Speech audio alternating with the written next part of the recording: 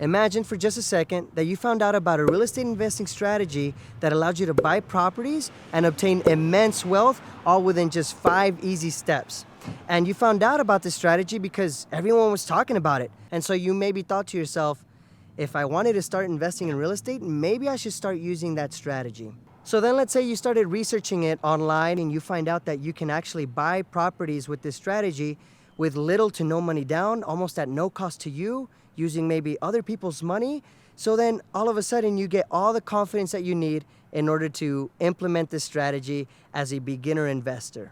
Well, I want to tell you, you might want to think twice because there's a bit of danger using this strategy as a beginner investor. Of course, the strategy that I'm talking about is the BRRRR strategy, right? And I just got to tell you, you have to be careful. I'm going to tell you why in a second, but for those of you who don't know what BRRRR strategy means, it's really just an acronym that really helps you remember the whole process, but it's buying a property, rehabbing it, renting it out, refinancing, and then repeating the whole process all over again. When you hear about this process, right, this strategy, and it's explained to you all of the numbers of how it works, man, you feel like this strategy is just genius. And it is. It can help you build wealth really, really fast. There's already a lot of investor influencers out there talking about this strategy, and it became really, really popular. And I think that's why a lot of beginner investors wanted to just go ahead and try their hand at this. Like, I remember when I first wanted to learn more about this strategy, and I was like, I need to pick up a book, and I got the book by David Green from Bigger Pockets, the BRRRR strategy. And as I started learning and reading more about it, I was like, this is it. This is a strategy I've been looking for. Now I know why BRRRR is better than traditional investing, and I was given scenarios on how it's better and why you're gonna have so much money in like 10 years doing the BRRRR strategy than you would traditional investing. But let me tell you why for the beginner investor, it's actually gonna suck. And I think I have unique perspective on this because I have been investing and I am a beginner investor. And I looked at the BRRRR strategy as a serious way to, start my investing journey, and I ended up deciding against it and investing a different way. All right, so reason number one on why the BRRRR strategy sucks for beginners is because you have to buy the property significantly under market value in order for it to work. And that is because remember, eventually you're gonna have to refinance this property and then still have it cash flow and then pull all the money out that you initially invested. Now imagine you buy this property and you don't get it significantly under market value as you should have. Then that becomes a problem, right? And because you're a beginner, you could do all of your homework, you could even have a rock star agent, but sometimes, or most of the time I think for a beginner, you're not gonna get that great of a deal. Like let's just say, for example, you buy a property for $100,000. It should be worth $200,000 after you put in $50,000 of work, right? Well, if you find a property like that, you gotta let me know, because I cannot, for the life of me yet, find a property $100,000 under market value. Like, that may be in California, that may be in New York, but here in this area of Texas where I'm at, haven't found that yet, all right? So you let me know. That's problem number one on BRRRR. All right, and then reason number two. Reason number two I think is more important, because let's just say you do have a super awesome agent that landed you a property that was $100,000 under market value, and now you gotta rehab it. Let's say it does need that $50,000 of work.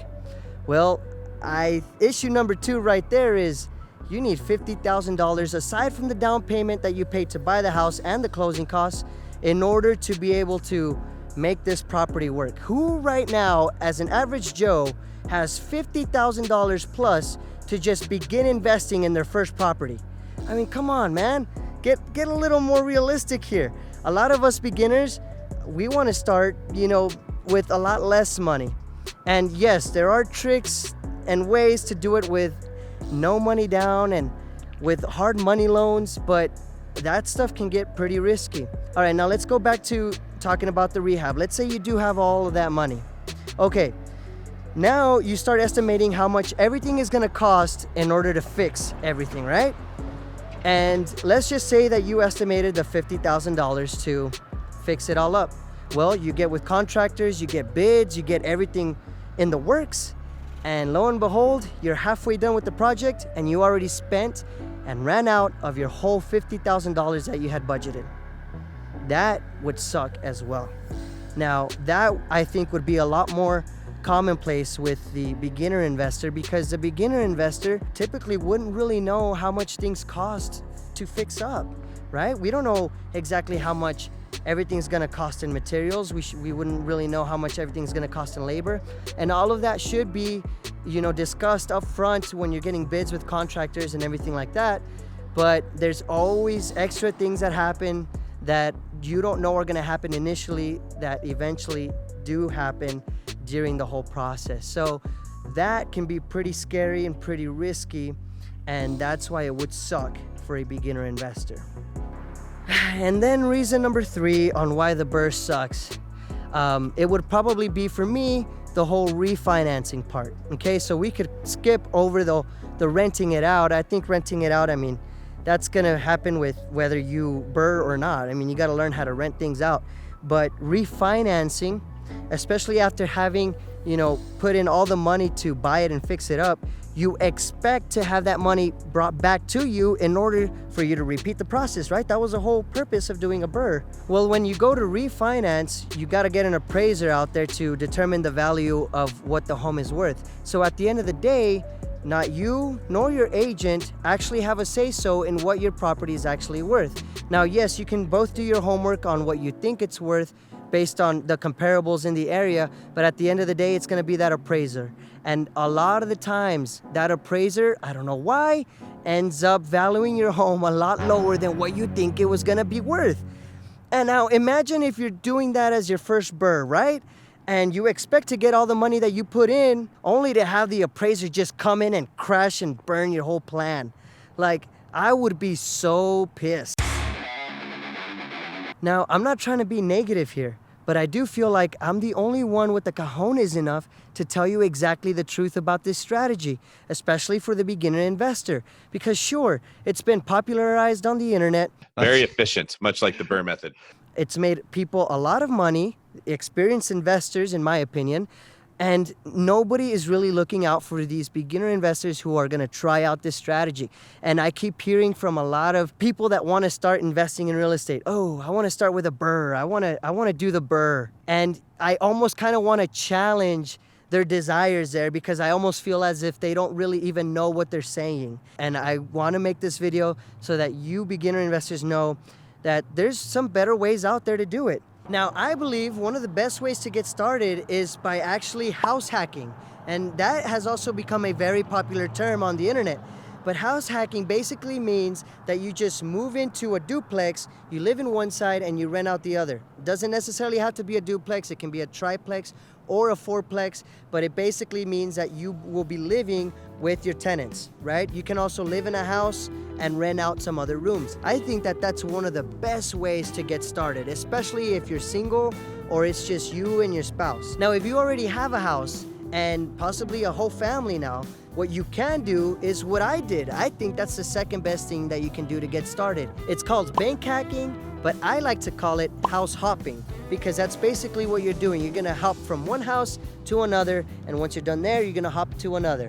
House hopping, right? And I think that if you really wanna get started investing, that's the way to do it. Because again, go back to our example. If you wanna do a BRRRR and everything goes right, you still gotta have like $50,000 to buy the house and get it fixed up. And you possibly even need more than that. But if you wanna house hop, kinda like how I did it, you only need to pay 3.5% to maybe 5% down on a home. You move into it, sure, you gotta move all your stuff, but now you're living in it, you can fix it up while you're there, and then you move out and now you have a tenant in place. And then you also have the house that you moved out of rented out, so now you got 2. And then down the line, you can grow that treasure chest of money and then really throw it at a good BRRRR if you feel like it. But those are my thoughts on it, guys. Thank you so much for watching, and we'll see you guys in the next one.